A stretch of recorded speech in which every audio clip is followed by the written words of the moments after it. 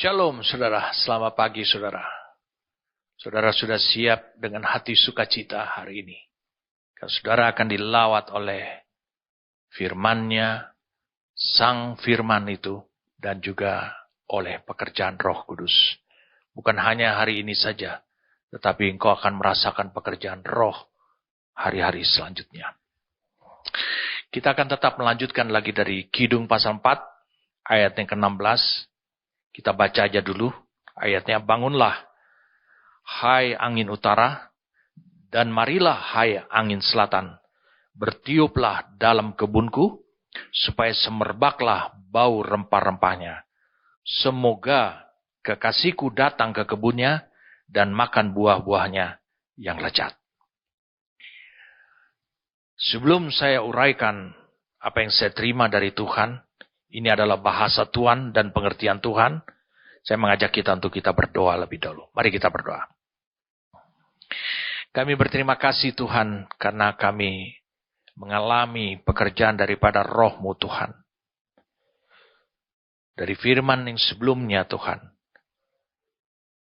kami memahami bahwa Roh Kudus mengalir dari dalam hidup kami.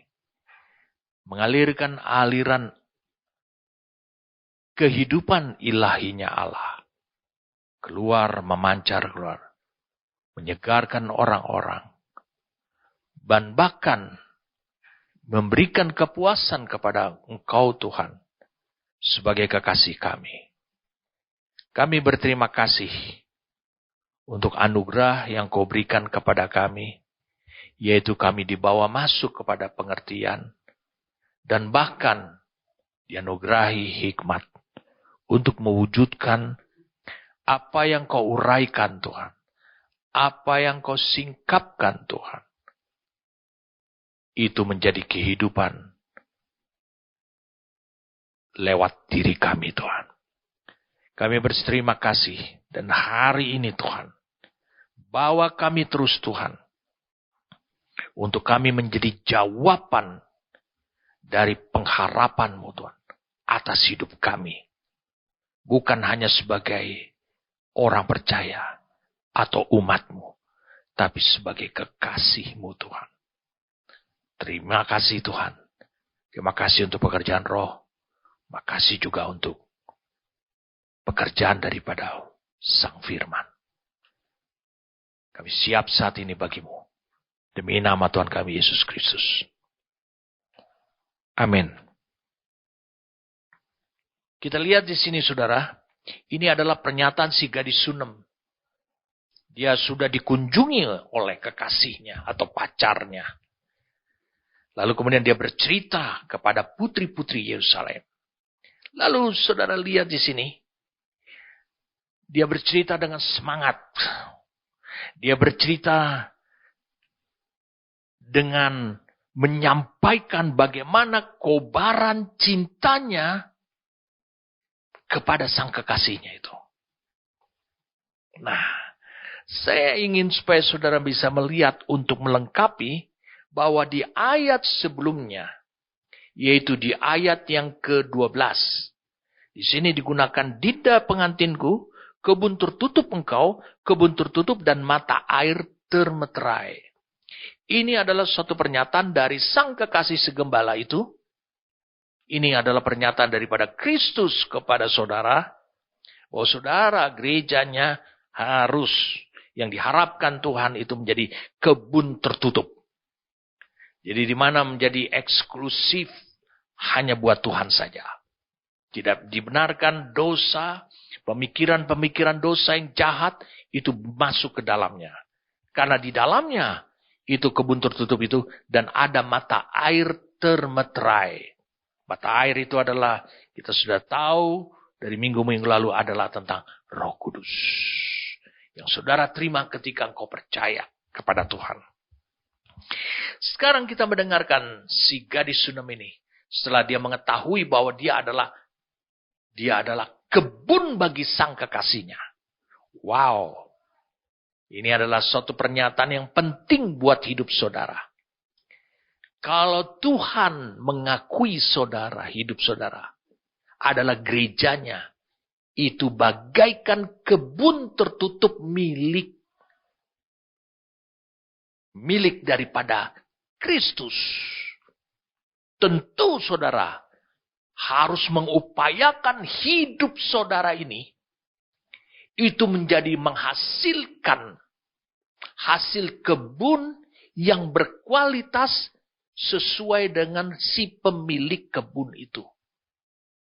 Saya ulangi sekali lagi, ini penting untuk saudara bisa pahami. Bukankah kita sudah belajar tentang kebun ini? Itu berbicara tentang gereja Tuhan. Gereja sebagai kekasih Tuhan. Kalau si gadis Sunem ini, yaitu saudara, hidup saudara, mendengarkan pernyataan Tuhan, bahwa hidupmu itu adalah kebun tertutup bagi Tuhan. Tentu dong saudara, sebagai kebun, ingin menghasilkan produk-produk hasil daripada kebun itu yang berkualitas, yang memuaskan si pemilik kebun itu, yaitu Kristus. Makanya dia berseru, bangunlah hai angin utara dan marilah hai angin selatan, bertiuplah dalam kebunku. Dia bilang supaya, nah ini hasilnya. Semerbaklah bau rempah-rempahnya. Semoga kekasihku datang ke kebunnya. Dikatakan di kebunnya. Karena itu adalah pernyataan daripada kekasihnya itu mengatakan ini adalah hidupnya si gadis Sunem ini seperti ke kebunnya dan makan buah-buahnya yang lezat dari kebun itu. Cium bau harum, makan buah yang lezat. Hasil yang berkualitas. Saudara lihat harapan Tuhan terhadap hidupmu. Pengharapan Tuhan maksud saya adalah kau menghasilkan, karena kau adalah kebun bagi Tuhan, kebun tertutup. Kau menghasilkan kehidupan yang berkualitas, yang dicari, yang diharapkan oleh Tuhan. Bau yang harum, kalau itu adalah tanaman-tanaman berbunga. Dari rempah-rempah. Lalu kemudian, kalau engkau adalah tanaman-tanaman buah, tentu makan buahnya yang lezat. Saya ingin kita membaca dulu dalam Amplified Classic Bible, tapi bagi saya pribadi adalah karena saya ingin cepat melompatnya. Melompatnya adalah baiknya kita membaca bukan Kidung 4 ayat 16, tetapi Kidung 5 sampai ayat 1. Mari kita lihat Kidung 5 ayat 1. Kemudian dikatakan ini, aku datang ke kebunku, Dinda pengantinku. Wah. Tadi saudara lihat, di ayat 16-nya dikatakan begini. Ini pernyataan si gadis. Semoga kekasihku datang ke kebunnya dan makan buah-buahnya yang lezat. Lalu kemudian saudara lihat respon daripada kekasihnya itu. Aku datang ke kebunku, Dinda pengantinku. Kukumpulkan mur dan rempah-rempahku, ku makan sambangku dan maduku, ku minum anggurku dan susuku, makanlah, bahkan dikatakan teman-teman. Minumlah sampai mabuk cinta. Wow, ini hal-hal yang luar biasa. Bayangkan, sang kekasih si gembala tersebut bisa berpesta pora, menikmati cinta yang luar biasa dari si kebun itu. Yaitu si gadis Sunem itu. Dari hidupnya. Bersama dengan teman-temannya juga. Menikmatinya. Saya ingin kita membacanya dulu dalam Amplified Classic Bible. Supaya saudara bisa mengerti. Ayat 16. You have called me a garden, she said. Lihat. Ini pernyataan dari gadis Sunem, she said. Oh, I pray that the that the cold north wind and the soft south wind may blow upon my garden, that its spices may flow out in abundance for you in whom my soul delight. Let my beloved come into his garden and eat his choicest fruits. Kidung 5 ayat 1. I have come into my garden, my sister, my promised bride. I have gathered my myrrh with my balsam and spice from your sweet words. Have gathered the richest perfumes and spices. I have, dikatakan di sini, I have eaten my honeycomb with my honey. I've drunk my wine with my milk. Eat, O friends. Feast on, O revelers of the palace. You can never make my lover disloyal to me. Drink, yes, drink abundantly of love, O precious one. For now I know you are mine, irrevocably mine. With his confidence words still thrilling her heart, through the lattice she saw her shepherd turn away and disappear into the night. Saya coba melakukan terjemahan bebasnya seperti ini. Baru saudara akan bisa mengerti. Jadi ini perkataan si gadis kepada kekasihnya. Dia bilang, kau telah menyebutku taman, katanya. Oh, aku berdoa agar angin utara yang dingin dan angin selatan yang lembut bertiup di tamanku, sehingga rempah-rempah mengalir keluar dalam kelimpahan untukmu yang jiwaku senangi. Biarkan kekasihku datang ke tamannya dan makan buah-buahnya yang terbaik. Kidung 5 ayat 1. Terjemahan langsung dari Amplified Classic Bible. Aku telah datang ke tamanku, Dinda pengantinku. Artinya pengantin yang dijanjikan. Aku telah mengumpulkan murku dengan balsam dan rempah-rempahku. Dan kata-katamu yang manis. Aku telah mengumpulkan parfum dan rempah-rempah terkaya. Aku telah makan sarang maduku dengan maduku juga. Aku telah minum anggurku dengan susuku. Makanlah hai teman-teman. Berpestalah hai para penghibur istana. Kalian tidak akan pernah bisa membuat kekasihku tidak setia kepadaku. Lihat. Tidak akan pernah bisa membuat kekasihku tidak setia padaku. Minumlah ya minumlah cinta yang berlimpah. Hai yang manis. Karena sekarang aku tahu kau milikku. Milikku yang tak dapat ditarik kembali. Dengan kata-katanya yang penuh percaya diri ini. Masih menggetarkan hatinya. Melalui kisi-kisi, dia melihat gembalanya berbalik dan menghilang. Saya ulangi, menghilang ke dalam malam. Kita mulai, saudara, dari ayat 16. Di dalam Alkitab saudara, itu tertulis dengan kata-kata seperti ini. Bangunlah hai angin utara, marilah hai angin selatan, bertiuplah dalam kebunku, supaya semerbaklah bau rempah-rempah. Semoga kekasihku datang ke kebunnya dan makan buah-buahnya yang lezat.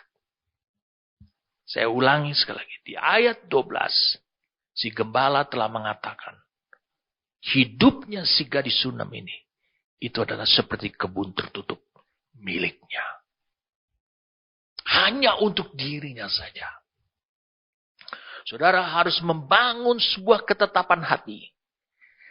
Sikap pendirian yang didasarkan karena hubunganmu dengan Kristus. Bahwa engkau hanya tertutup buat Kristus saja. Engkau menjadi kebun tertutup yang hanya engkau terbuka buat Kristus saja. Ini yang disebutkan. Saudara menguduskan hidup saudara untuk Dia. Bagaimana saudara bisa menguduskan hidup saudara? Saudara butuh firman. Saya ulangi, saudara butuh firman. Sebab tanpa firman, bagaimana saudara bisa tahu? Saudara bisa dibenahi kehidupannya oleh pekerjaan Roh Kudus yang membawa firman dan bukan firman pilihan saudara. Supaya saudara dibenahi. Perhatikan baik-baik. Apa saja yang saudara harus dibenahi. Bukan hanya langkah hidup saudara. Perbuatan saudara yang harus dibenahi. Tapi harus lagi kembali kepada dasarnya apa? Yaitu pemikiran saudara. Sudut pandang saudara. Cara hidup saudara harus dibenahi. Sehingga saudara benar-benar tepat sebagai kebun tertutup seperti yang saya sudah sampaikan minggu lalu kepada saudara. Saya mengajak kita untuk bisa melihat supaya saudara bisa tahu hubungannya. Kidung pasal yang kelima ayat yang pertama itu dia meminta angin. Aku datang ke kebunku dinda pengantinku. Jadi lihat Kristus akhirnya mengakui. Itu adalah hidup saudara itu adalah kebunnya Dia. Sebabnya kau sudah mendengarkan, kalian sudah mendengarkan bagaimana manusia berdosa diusir keluar dari Taman Eden. Dan taman itu menjadi taman tertutup. Itulah gambaran gereja. Tidak boleh masuk ke dalamnya. Semua hal-hal yang berbau dosa. Dia bilang gitu, aku datang ke kebunku dinda pengantinku.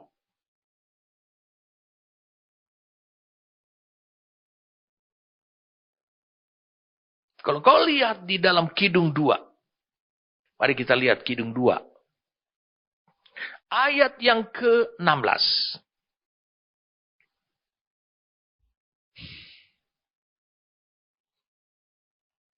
Kekasihku kepunyaanku, dan aku kepunyaan Dia yang menggembalakan domba di tengah-tengah bunga baku.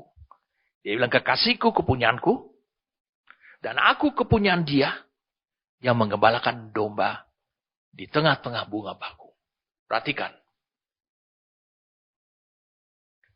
Si gadis Sunam ini yakin bahwa dia adalah milik daripada sang kekasihnya yang adalah gembala. Dan dia juga yakin bahwa kekasihnya itu adalah milik dia.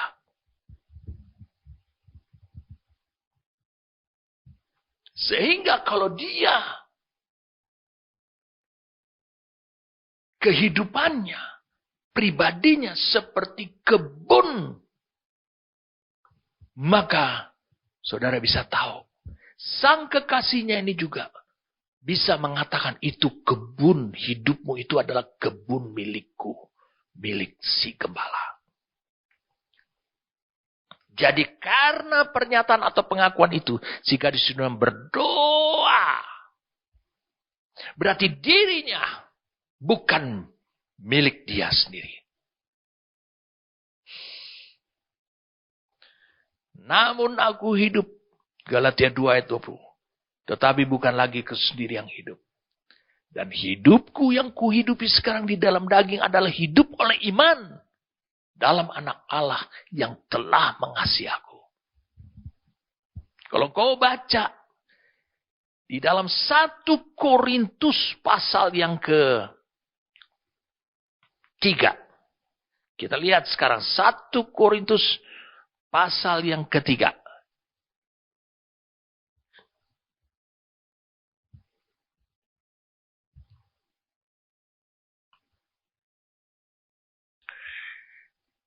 Atau 1 Korintus pasal yang ke-6 mungkin. Kita lihat 1 Korintus pasal yang ke-6. Mulai dari ayatnya ke-19.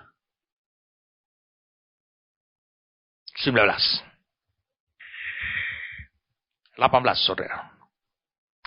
Jauhkanlah dirimu dari percabulan. Percabulan atau perzinahan. Sebab dosa lain yang dilakukan manusia terjadi di luar dirinya. Tetapi orang yang melakukan percabulan berdosa terhadap dirinya sendiri. Atau tidak tahukah kamu bahwa tubuhmu adalah bait Roh Kudus yang diam di dalam kamu? Perhatikan ini. Roh Kudus yang kamu peroleh dari Allah. Dan bahwa kamu bukan milik kamu sendiri. Sebab kamu telah dibeli. Dan harganya telah lunas dibayar. Karena itu muliakanlah Allah. Ekspresikanlah supaya Allah puas. Muliakanlah Allah dengan tubuhmu. Ayat ini cukup memberikan kita kekuatan dan dasar untuk kita membenahi diri kita. Menjadi kebun yang berkualitas. Supaya si pemiliknya itu juga. Yaitu Kristus puas terhadap hidup saudara. Itulah gereja yang diharapkan Tuhan dari hidup saudara. Lihat saudara, lihat. Bukankah si gadis Sunem ini?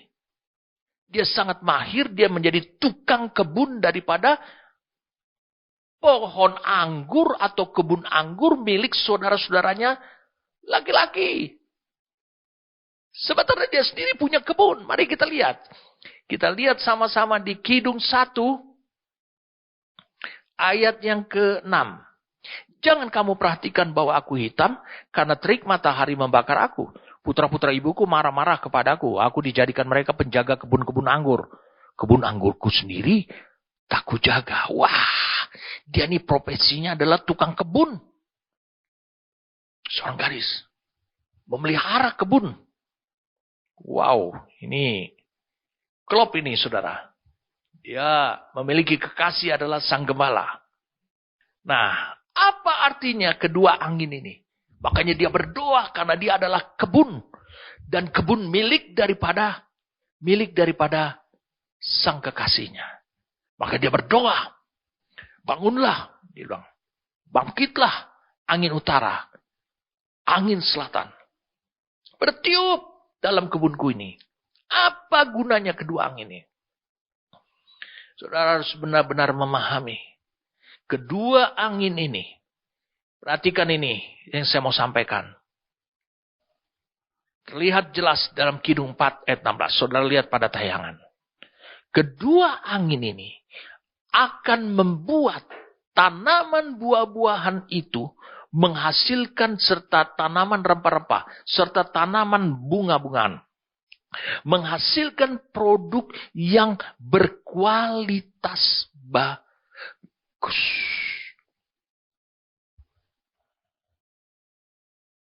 Itu. Ya berkualitas bagus. Wow. Jadi dia butuh kedua angin ini.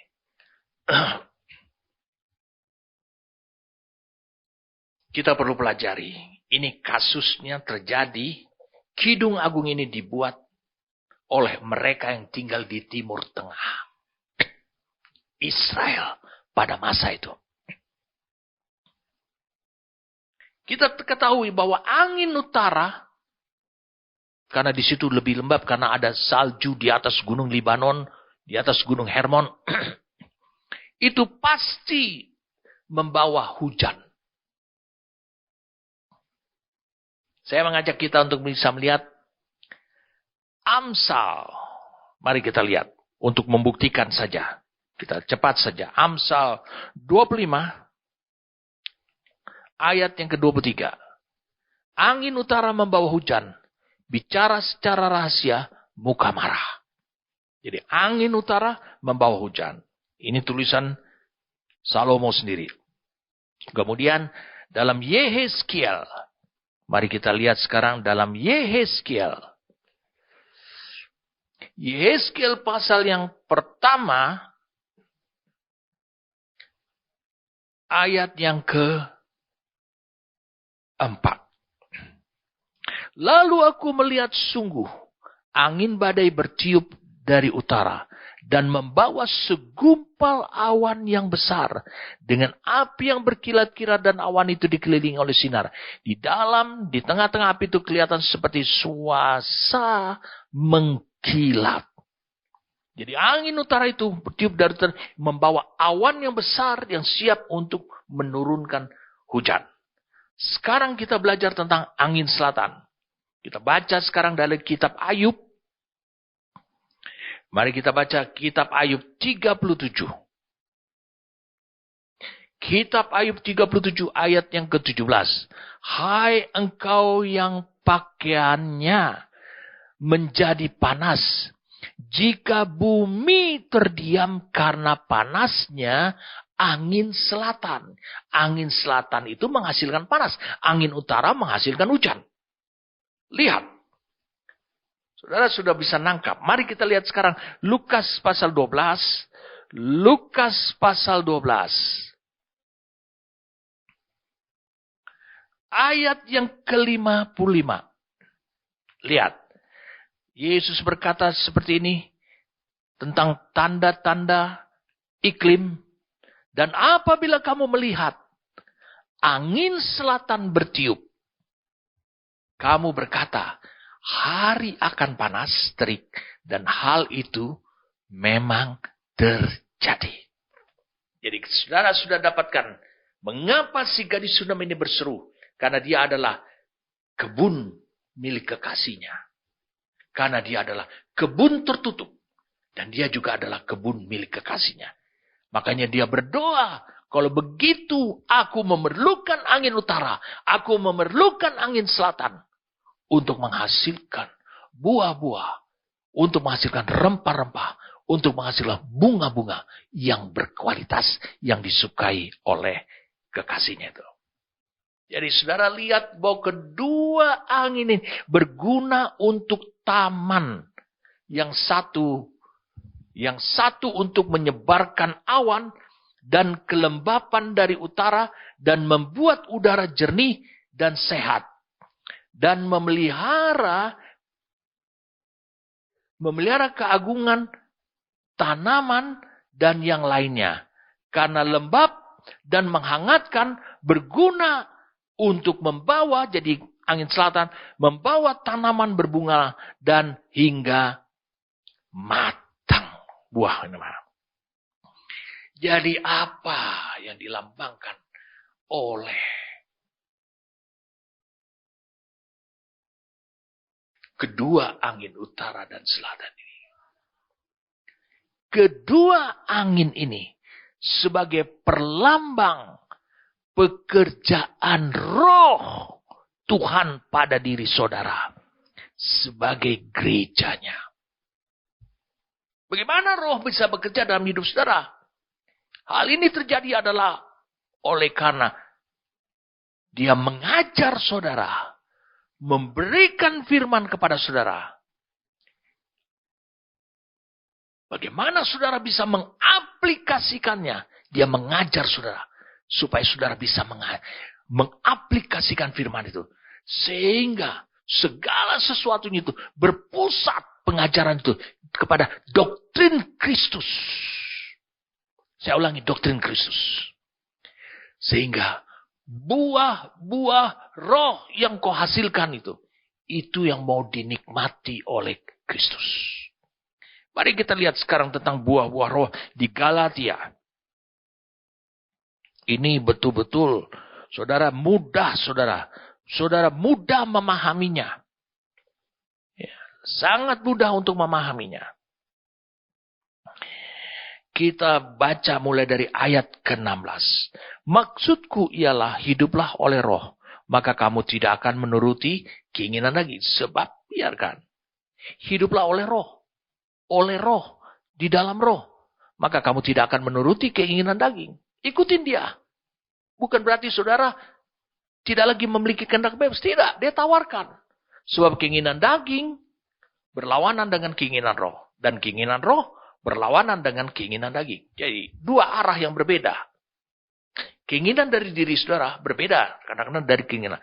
Kalau saudara ingin merasakan angin utara dan angin selatan dan akan menghasilkan buah yang akan menyukakan hati Tuhan, yang ditunggu oleh Tuhan, maka engkau harus izinkan apa maunya Roh Kudus itu pada hidup saudara, itu yang menjadi kehendak saudara. Jadi tidak dengan paksa. Tapi kalau saudara bersikeras untuk terus melakukan menurut apa maunya saudara, maka jangan saudara berharap. Meskipun saudara tinggal di dalam kehidupan gereja, terus sampai pada akhirnya Tuhan memanggil saudara, tidak akan ada hal-hal yang menyukakan Tuhan yang kau hasilkan dalam hidupmu. Tidak akan ada sama sekali. Ini jelas, dikatakan bertentangan. Karena keduanya bertentangan sehingga kamu setiap kali tidak melakukan apa yang kamu kehendaki. Itu catatannya. Apa yang kau inginkan, kau tidak melakukan. Jadi saudara, kenapa ayat ini berkata ini? Roh memang penurut, tetapi daging lemah. Masa iya saudara mengikuti apa yang merupakan kelemahan? Menurut Tuhan, kelemahan itu adalah menurut apa keinginan dagingmu. Saudara harusnya mengikuti apa maunya Roh. Sehingga saudara bisa mewujudkan apa keinginan daripada Roh itu. Roh Kudus. Itu yang terwujud menjadi keinginan saudara. Akan tetapi jikalau kamu memberi dirimu dipimpin oleh Roh, maka kamu tidak hidup di bawah hukum Taurat. Tidak ada dengan paksa. Saudara bisa menggenapi hukum Taurat. Perbuatan daging telah nyata, yaitu percabulan, kecemaran, hawa nafsu, penyembahan berhala, sihir, perseteruan, perselisihan, iri hati, amarah, kepentingan diri sendiri, pencederaan, roh pemecah, kedengkian, kemabukan, pesta pora dan sebagainya. Terhadap semuanya itu kuperingatkan kamu, seperti yang telah kubuat dahulu, bahwa barang siapa melakukan hal-hal yang demikian, ia tidak akan mendapat bagian dalam kerajaan Allah. Paulus mengatakan semua yang disebut itu, dia telah lakukan itu dulu. Dahulu. Apakah ada bukti dia berzina? Apakah ada bukti dia itu? Lihat. Dia berbicara tentang semua benih-benih yang akan menghasilkan keinginan daging. Mewujudkan keinginan daging. Dia bilang itu tidak akan mendapat bagian dalam kerajaan. Tetapi buah roh, lihat. Ini penting buat saya. Buah roh. Buah dari hasil kebun, yaitu diri saudara. Ialah kasih, sukacita, damai sejahtera, kesabaran, kemurahan, kebaikan, kesetiaan, kelemah lembutan, penguasaan diri. Tidak ada hukum yang menentang hal itu. Nah, bagaimana hidup saudara bisa berkualitas? Sehingga engkau mengizinkan angin utara dan angin selatan, yaitu pekerjaan roh Tuhan. Itu mengerjakan sesuatu untuk menghasilkan hidupmu yang berkualitas, yang akan dinikmati oleh Tuhan. Kita lihat di sini. Barang siapa menjadi milik Kristus, Yesus, ia telah menyalibkan daging dengan segala hawa nafsu dan keinginannya. Siapa milik Kristus? Bukankah engkau adalah, saudara adalah kebun milik si gembala, yaitu Kristus itu. Saudara harus lihat. Berarti ketika dia berseru, ini seruan gereja, berseru, dia bilang, datanglah angin utara, bangunlah angin utara, kemarilah angin selatan. Menurut saudara, berarti satu proses telah dilakukan dalam hidupnya dia. Apa proses itu? Dia telah menyalibkan dirinya, yaitu menyalibkan kedagingannya. Saya ulang, menyalibkan kedagingannya. Apa arti menyalibkan kedagingan? Saya sederhana saja mengatakan dengan apa yang Saudara lihat di sini. Bukan mematikan. Bukan mematikan. Tetapi di sini dikatakan, kalau saudara baca tadi dimulai dari ayat 16 sampai kepada ayat yang keberapa kita baca tadi? 24.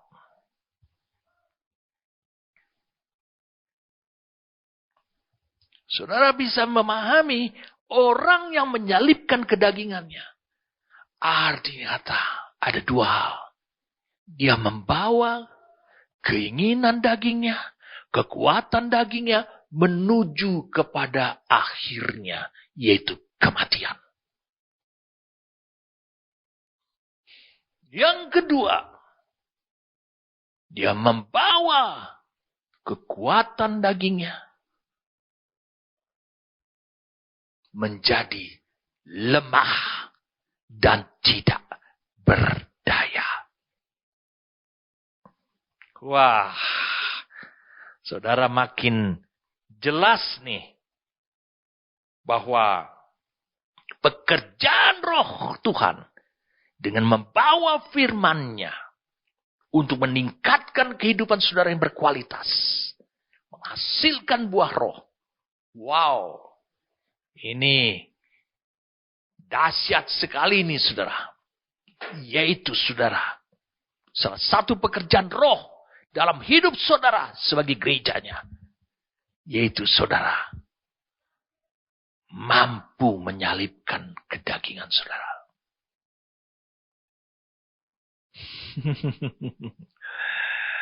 Mampu menyalibkan kedagingan saudara. Mampu membuat keinginan daging saudara tidak berdaya. Sehingga kehendak bebasmu memutuskan apa yang Roh Kudus mau. Lewat firman-Nya.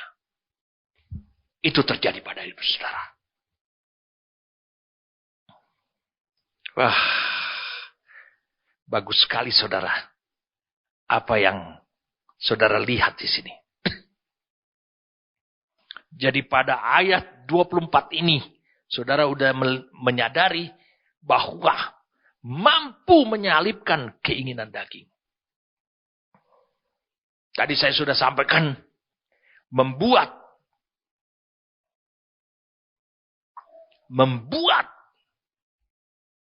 kekuatan daging berakhir.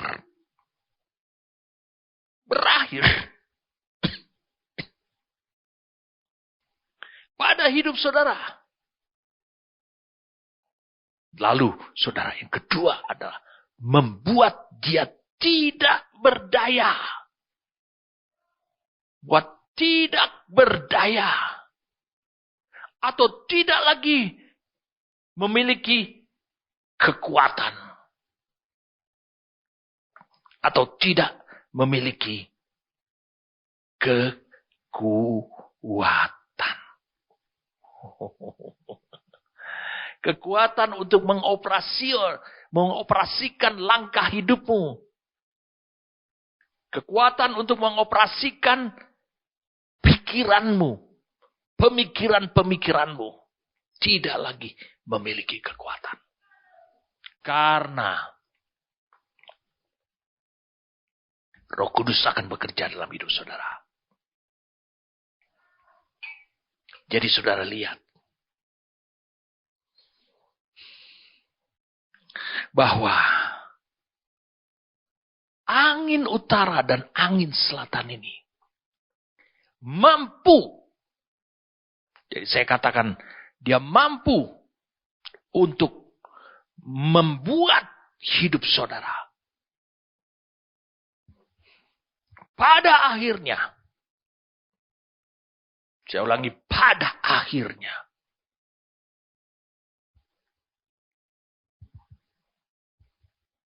Membuat kekuatan daging dalam hidup saudara berakhir.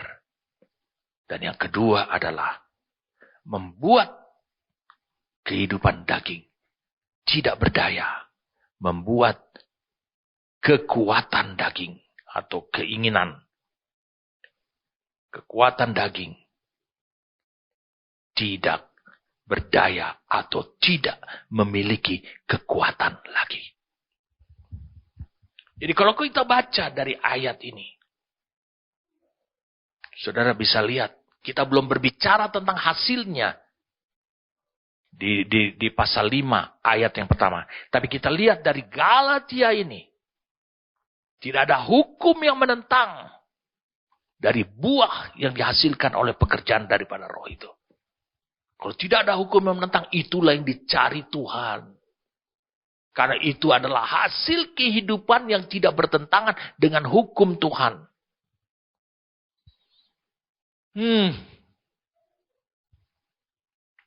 Wow. Ini tentu saudara mendambakan kehidupan seperti ini. Pasti saudara mendambakan kehidupan seperti ini.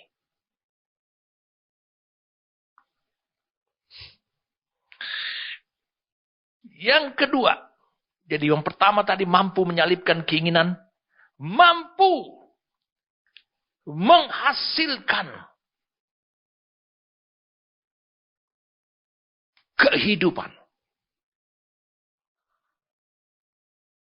Saya ulangi, mampu menghasilkan kehidupan yang disukai Allah, yang disukai dan diharapkan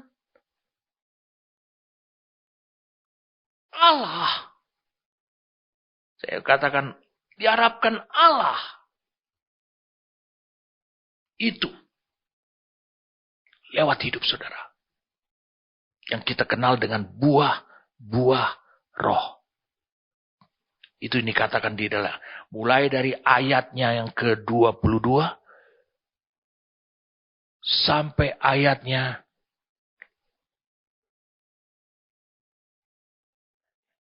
yang ke-23. Ayat 22 dan ayat 23. Wow.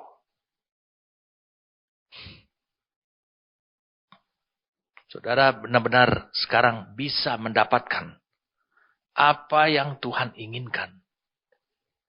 Saya katakan apa yang Tuhan harapkan dari hidup saudara. Maka saudara akan berdoa dengan sungguh-sungguh kepada Tuhan. Bukan hanya dengan doa. Saudara memiliki tekad dan pengharapan besar kepada Tuhan. Berhembuslah angin utara, angin selatan. Wah, mari kita lihat sekarang. Di Kidung pasal 4. Dia bilang, bertiuplah dalam kebunku, supaya semerbaklah bau rempah-rempahnya. Tadi saya sudah sampaikan kepada saudara, pekerjaan roh Tuhan pada diri saudara sebagai gerejanya. Itu adalah lewat firman-Nya yang memberikan kepada saudara doktrin Kristus atau pengajaran yang berpusat kepada Kristus. Supaya apa yang dihasilkan dari keyakinan saudara itu akan menimbulkan kekuatan dari diri saudara dan hikmat. Menimbulkan kekuatan pada diri saudara dan hikmat untuk mewujudkan kehidupan macam apa yang disukai oleh Tuhan dan diharapkan oleh Tuhan terwujud lewat hidup saudara. Jadi ini akan menghasilkan kekuatan untuk melaksanakan, mewujudkan, dan hikmat untuk membangun pada hidup saudara.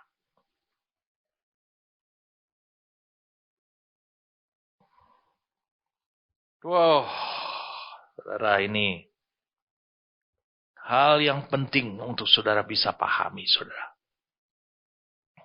Kita lihat sekarang hasilnya. Supaya semerbaklah bau rempah-rempahnya. Saya katakan supaya semerbaklah bau rempah-rempahnya. Supaya semerbak bau rempah-rempahnya. Mengapa dikatakan semerbak bau rempah-rempahnya? Hasilnya, saudara. Saudara bisa lihat. Apa yang tadi kita baca di Galatia 5 ayat 22 dan 23 itu buah. Itu adalah hasil. Sekarang kita lihat. Betulkah bau yang harum ini keluar dari kehidupan seperti itu bisa terjadi? Ya, tentu bisa. Saya ingin kita membaca 1 Tesalonika 1 Tesalonika 1. 1 Tesalonika 1. Mulai dari ayatnya yang ke-5. Sebab Injil yang kami beritakan, lihat Injil. Doktrin Kristus. Yang kami beritakan bukan disampaikan kepada kamu dengan kata-kata saja, tapi juga dengan kekuatan oleh Roh Kudus dan dengan suatu kepastian yang kokoh. Wow. Lihat pekerjaan Roh Kudus. Memang kamu tahu bagaimana kami bekerja di antara kamu oleh karena kamu. Dan kamu telah menjadi penurut kami dan penurut Tuhan. Ini dua hal. Banyak orang tidak mau menjadi penurut hamba-hamba Tuhan, tapi hanya mau menjadi penurut Tuhan. Itu pun salah. Bukan pekerjaan Roh Kudus. Itu adalah pekerjaannya dirinya sendiri. Itu sebabnya kau hidup dalam gereja lokalmu, kau harus menjadi penurut hamba-hamba Tuhan. Dan juga penurut Tuhan. Dalam penindasan yang berat, kamu telah menerima firman itu dengan sukacita. Bukankah tadi kita baca Galatia 5 ayat 22-23. Salah satu adalah sukacita yang dikerjakan oleh Roh Kudus. Lihat, dikerjakan oleh Roh Kudus. Itu pada diri jemaat di Tesalonika. Ini yang disebut dengan keharuman nantinya. Sehingga kamu telah menjadi teladan untuk semua orang yang percaya di wilayah Makedonia dan Ahaya. Karena dari antara kamu, firman Tuhan bergema bukan hanya di Makedonia. Lihat, firman Tuhan yang mengerjakan. Di Makedonia dan Ahaya saja. Tetapi di semua tempat telah tersiar kabar tentang imanmu. Bukankah tadi adalah buah roh adalah salah satu adalah kesetiaan, pistis, iman. Tersiar kabar tentang. Ini seperti bau yang harum. Semerbak. Saudara, banyak orang meragukan. Dia berpikir bahwa iman saudara itu bukan. Iman saudara itu harus saudara ekspresikan dengan pemberitaan Injil saja. Bukan.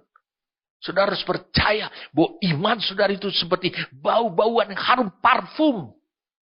Yang dihasilkan dari kebun. Itulah pekerjaan roh. Tentang imanmu kepada Allah sehingga kami tidak usah-usah mengatakan apa-apa tentang hal itu. Jadi kami juga nggak perlu memberitakan Injil. Karena iman jemaat Tesalonika.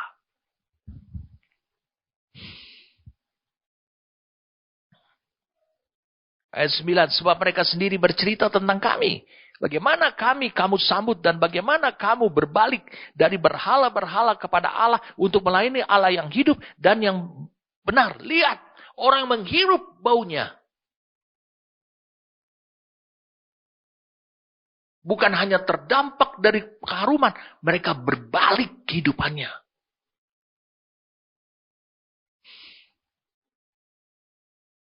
Wah, ini gereja yang diharapkan Tuhan. Saudara itu menjadi bau yang harum. Karena pekerjaan roh dan firman. Angin utara dan angin selatan. Lihat kita di sini. Ayat 9 kemudian sampai ayat 10 lah. Dan untuk menantikan kedatangan anaknya dari sorga. Lihat.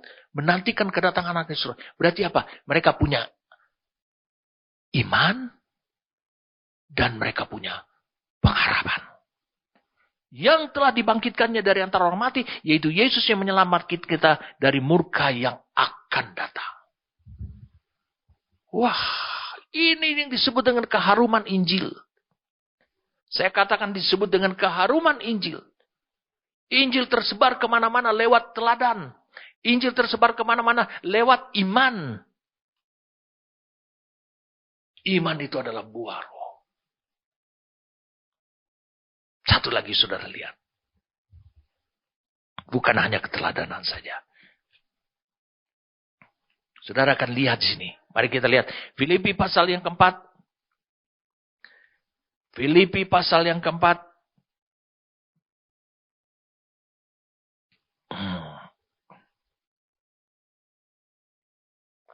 Mulai dari ayat 15. Kamu sendiri tahu juga, hai orang-orang Filipi. Pada waktu aku baru mulai mengabarkan Injil, ketika aku berangkat dari Makedonia, tidak ada satu jemaat pun yang mengadakan perhitungan hutang dan piutang dengan kamu, dengan aku selain daripada kamu.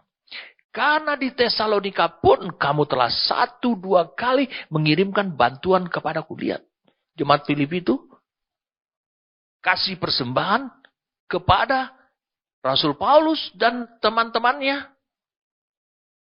Bukan oleh karena pelayanannya di Filipi, bukan. Tapi ketika Rasul Paulus sedang memberitakan Injil dan berkhotbah serta melayani di Tesalonika. Tetapi yang kuutamakan bukanlah pemberian itu, melainkan buahnya yang makin memperbesar keuntunganmu. Ini perlu nih kita ketahui. Apa sih keuntungannya buat jemaat itu? Dia memberikan persembahan itu. Apa keuntungannya? Itulah buah yang dinikmati oleh Tuhan. Itu keuntungan buat jemaat Filipi. Kini aku telah menerima semua yang perlu daripadamu. Malahan lebih daripada itu. Aku berkelimpahan. Karena aku telah menerima kirimanmu dari Epafroditus. Suatu persembahan yang harum. Lihat, persembahan yang harum. Suatu korban yang disukai. Dan yang berkenan kepada Allah. Harum. Disukai. Dan berkenan kepada Allah. Itu pekerjaan roh pada jemaat Filipi lewat persembahan dan pengorbanan. Kalau engkau terus berada di zona, selalu ingin mau menerima berkat dari Tuhan, menerima berkat dari Tuhan, maka hidupmu bukanlah keharuman bagi Tuhan. Hidupmu bukanlah seperti yang dikatakan di dalam Kidung 4 ayat 16 ini dikatakan. Supaya semerbaklah bau rempah-rempahnya.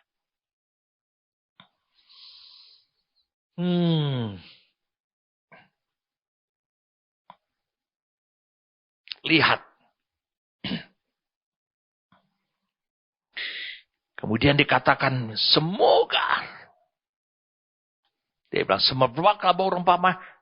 Dan juga dia makan buah yang lezat. Lihat, semoga. Bagaimana Tuhan bisa mendatangi hidup saudara. Kalau dalam hidup saudara, banyak dihasilkan hal-hal yang tidak dia sukai. Yang tidak berkualitas.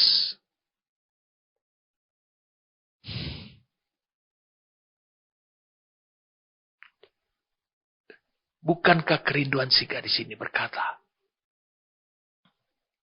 Awalnya dia berkata. Dia bilang dia mau naik ke Gunung Mur. Lihat di ayat Kidung 4 ayat 6. Sebelum angin senja berembus. Dan bayang-bayang menghilang. Aku ingin pergi ke Gunung Mur. Ke Bukit Kemenyan. Karena Gunung Mur ini adalah gambaran kepribadian dan kehormatan serta kemuliaan daripada si kekasihnya itu Sang Gembala menurut hatinya itu digambarkan sebagai mur.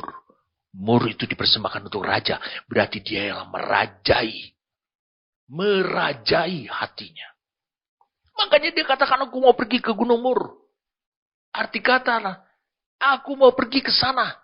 Biar dia merajai aku. Gunung Mur, gunung kemenyan. Itu adalah pribadi sang kekasihnya.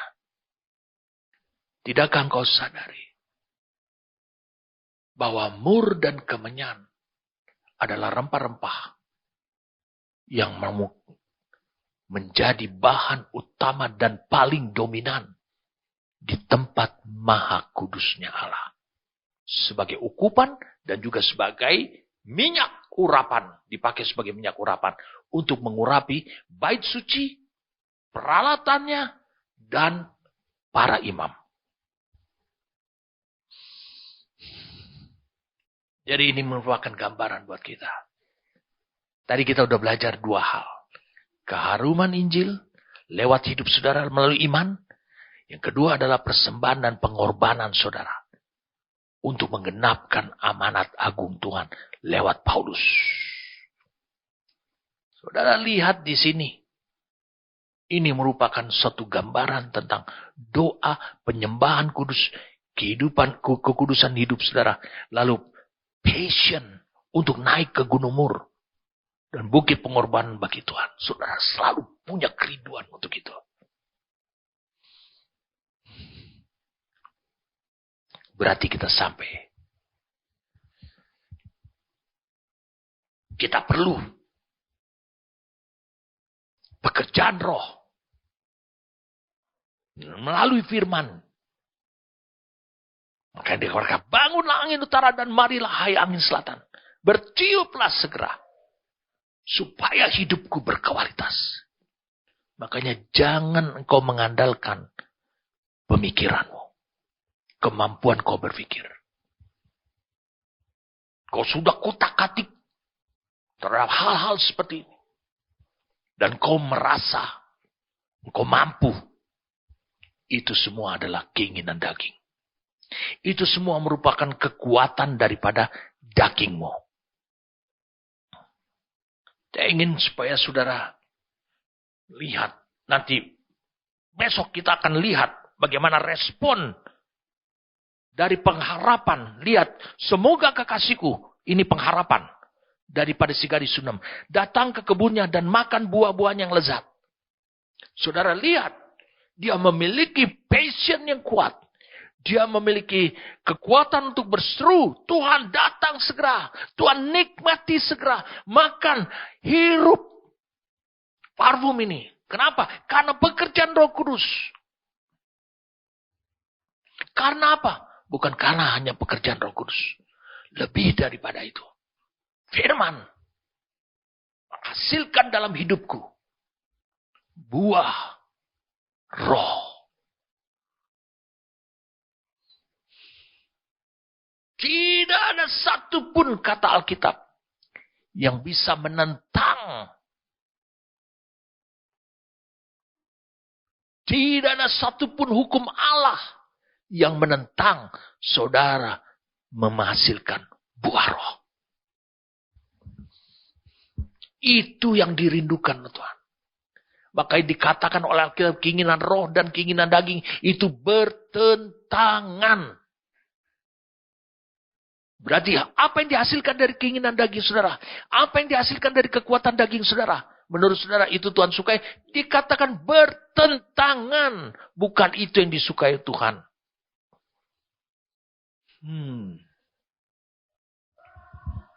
Saya berdoa saat ini saudaraku. Ada banyak orang dalam kehidupan gereja.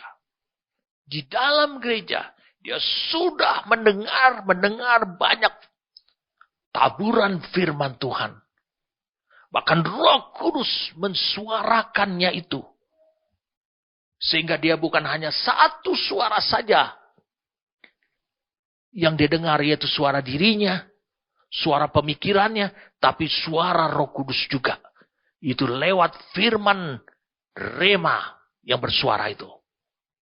Tetapi tetap saja hidupnya tidak menghasilkan buah sebagaikan seperti yang dihasilkan dari kebun yang menghasilkan buah yang lezat, rempah-rempah, dan bunga serta keharuman yang semerbak harum.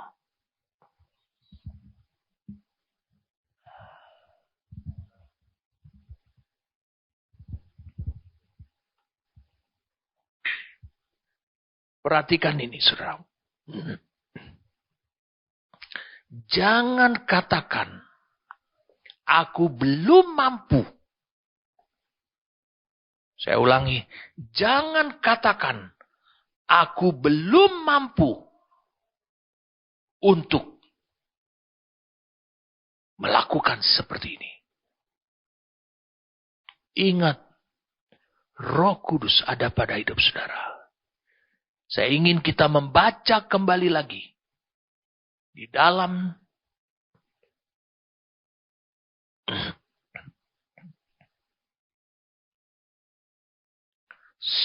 Korintus 6 tadi.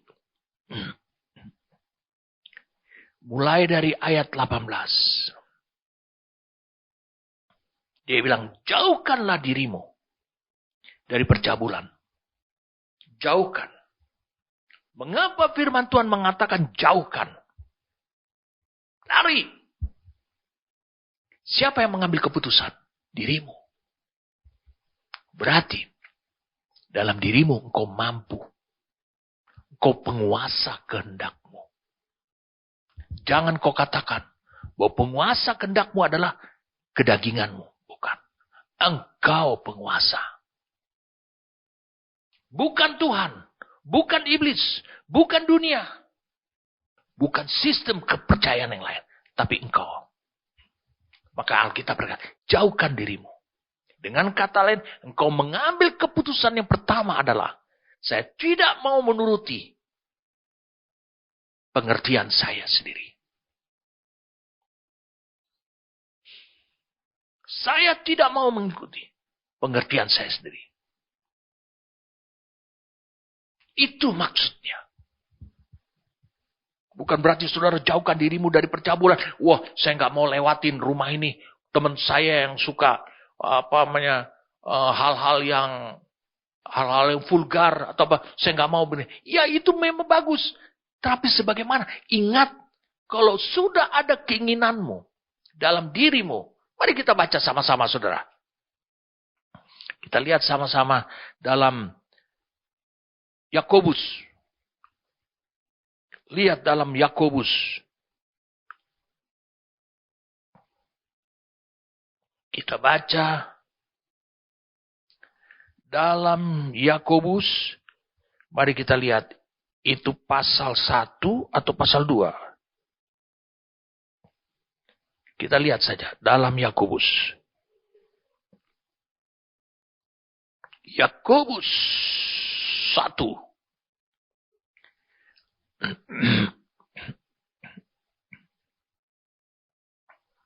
Ayat 13. Apabila seorang dicobai, janganlah ia berkata pencobaan itu ini datang dari Allah. Sebab Allah tidak dapat dicobai oleh yang jahat. Dan ia sendiri tidak mencobai siapapun. Tetapi tiap-tiap orang dicobai. Ini bukan diuji. Dicobai. Supaya jatuh. Oleh keinginannya sendiri. Karena ia diseret dan dipikat olehnya. Jadi oleh nafsunya sendiri. Kalau itu sudah ada pada diri saudara, ya sudah. Dan lihat. Dan apabila keinginan itu telah dibuahi, diwujudkan, ia melahirkan dosa. Dan apabila dosa sudah matang, ia melahirkan maut.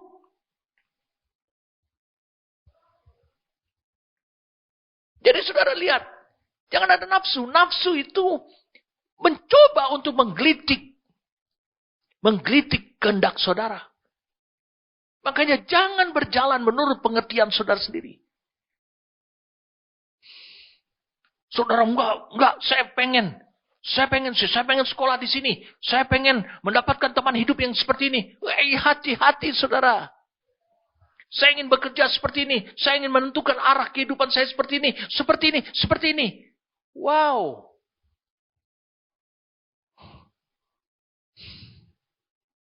Lihat, itu sebabnya jauhkan dirimu dari percabulan. Bagaimana saudara bisa menjauhkan diri dari percabulan? Ingat, saudara harus tahu semua keinginan yang di dalam hidup saudara. Saudara harus bisa ukur dan bisa tahu. Karena saudara penguasa kehendak saudara. Keputusan saudara. Apakah ini datang dari daging? Apakah ini datang dari keinginan saya sendiri? Ambisi di pikiran saya? Saudara harus bisa tahu itu. Lihat kemudian ayatnya. Kita baca kemudian ayatnya. Saudara sudah cukup jelas. Apa yang dikatakan dalam Yakobus ini. Jelas. Nafsu. Itu sudah ada. Itulah kekuatan daging. Keinginan besar. Itulah kekuatan daging. Dan siapa yang membuai? Kehendak saudara yang membuai. Kalau saudara merespon keinginan itu. Wow. Jadinya apa? Dosa nantinya.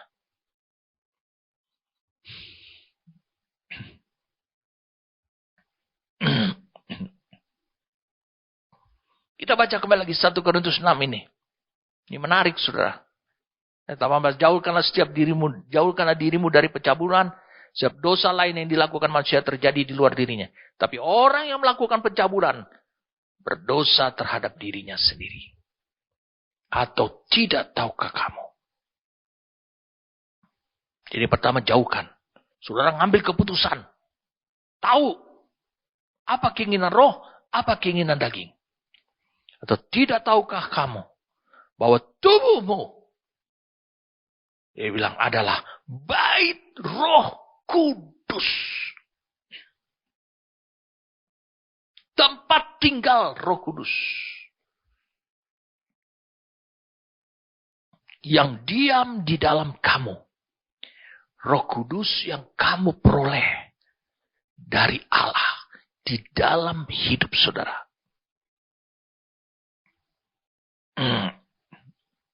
Dan bahwa kamu sendiri, bahwa kamu bukan milik kamu sendiri, itu membuktikan bahwa kamu itu bukan milik kamu sendiri.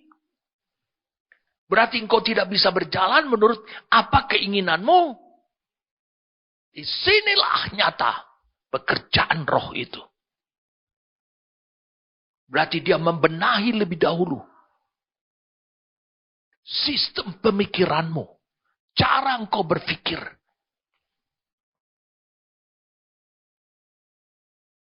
Jangan kau berpikir bahwa Roh Kudus ini diam. Dia bekerja. Memberikan pemikiran-pemikiran untuk ditampilkan pada pikiranmu.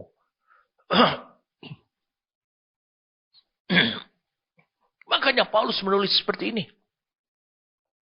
Bahwa Roh Kudus itu bukan hanya diam, dia bekerja.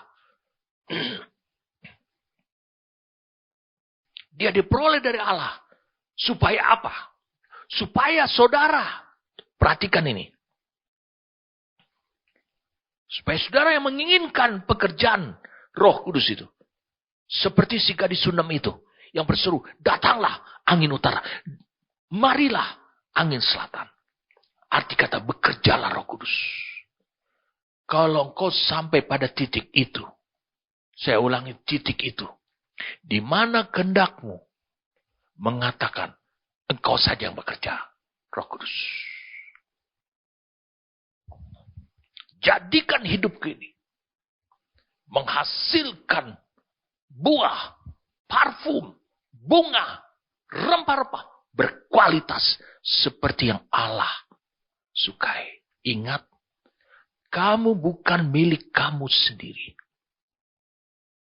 Itulah gereja sebagai kekasih Tuhan yang diharapkan terwujud dari hidup saudara. Saya melihat bukan hanya di gereja kami saja. Di mana-mana tempat. Di tempat di mana saya mengenali gereja ini, gereja ini, gereja ini, gereja ini. Banyak sekali orang berjalan dalam kedagingan. Lalu mereka mengatakan bahwa itu pekerjaan roh. Itu sebuah kebohongan dan penipuan bagi banyak orang. Karena buah roh itu menghasilkan karakter ilahi yang tahan uji. Kalau kau baca itu, di Galatia pasal yang ke-5 ini, mulai dari ayat yang ke-22. Kasih, agape, sukacita, damai sejahtera, kesabaran, kemurahan, kebaikan, kesetiaan, kelemah lembutan, penguasaan diri. Lihat. Itu adalah karakter siapa? Karakternya Allah. Nampak pada hidup saudara. Kebaikan, kesetiaan. Bandingkan dengan ayat-ayat yang seperti yang dikatakan di ayat 19 dan 20. Bandingkan. Itu sesuatu yang bertentangan. Sangat mencolok. Mencolok sekali saudara. Itu bedanya jelas sekali. Sangat mencolok sekali. Sehingga Tuhan berkata, tidak ada hukum yang menentang. Hal itu maksudnya adalah hukum Allah. Saudara, itu harus terekspresi dalam hidup saudara. Saya kadang-kadang bertemu dengan orang hanya di dalam gereja maupun di beberapa gereja di tempat saya melayani. Mereka tetap berpikir bahwa tentang masa depan mereka itu sama seperti apa yang orang dunia yang belum kenal Tuhan miliki. Sudah percaya, ini diharapkan Tuhan. Dia bilang begini, dia tantang. Kalau angin utara datang, kita lihat lagi Kidung 4 ayat 16. Maaf, kita selesaikan dulu 1 Korintus 6 ini ya. Sebab kamu telah dibeli dan harganya telah lunas dibayar. Karena itu muliakan Allah dengan tubuhmu. Apa arti tubuh?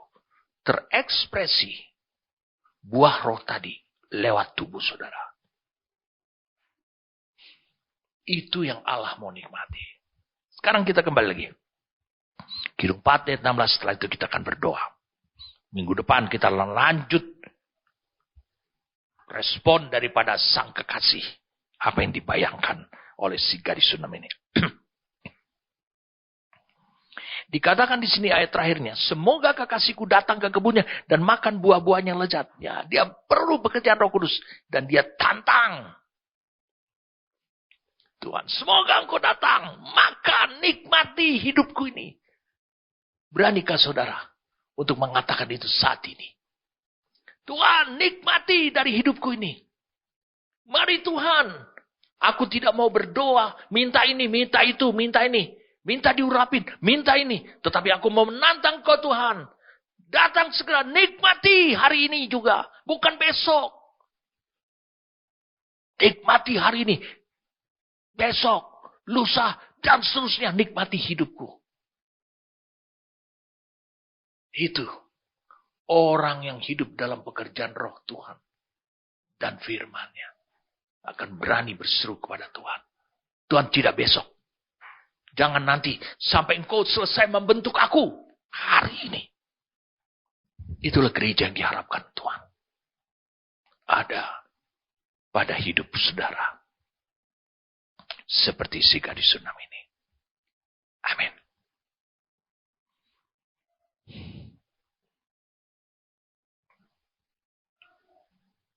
Ketika saya menantang saudara, itu bukanlah berasal dari diri saya. Tapi itulah Tuhan. Tuhan yang membangun banyak hal dalam hidup saudara. Seperti dikatakan di Hosea, dia menjadikan kau menjadi istri, kesayangan, kecintaan dalam keadilan. Dia melakukan semua buat hidup saudara. Tentu dia berharap sesuatu yang dia bisa nikmati dari hidup saudara. Dan ketika saudara tahu itu, saudara berseru agar angin utara dan angin selatan. Arti kata engkau mengizinkan pekerjaan rohmu, roh Tuhan, dan firman untuk menghasilkan dalam hidupmu hal-hal yang diharapkan Tuhan terwujud untuk dia nikmati. Saudara harus tahu, kita sedang berdoa kepada Tuhan. Kalau ini yang menjadi ketetapan hatimu dan pengharapanmu selama ini dalam hubunganmu dengan Tuhan, maka kau akan berani mengatakan, Tuhan segeralah datang. Nikmatilah buah yang lezat. Nikmatilah buah-buah yang lezat ini dari hidupku. Bapa, terima kasih untuk apa yang telah kau lakukan lewat roh-Mu yang kudus dan firman-Mu Tuhan. Terima kasih karena Engkau menyingkapkan pada kami, menegur kami,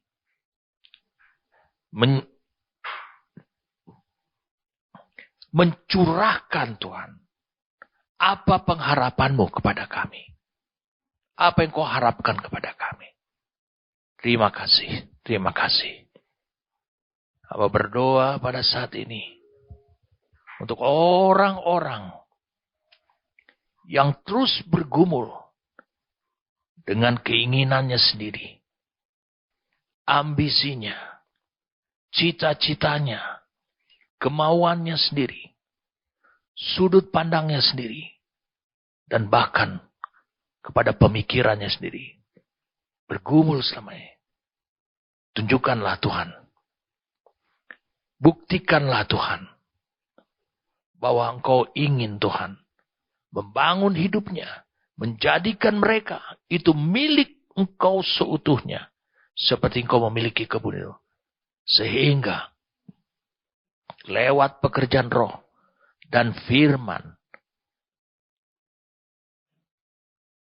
pada hidup mereka, mereka bisa menghasilkan seperti yang kau harapkan. Terima kasih untuk firman-Mu ini. Kami bersyukur padamu Tuhan, untuk anugerah kami mendengarkan semuanya ini. Demi nama Tuhan kami Yesus Kristus. Amin.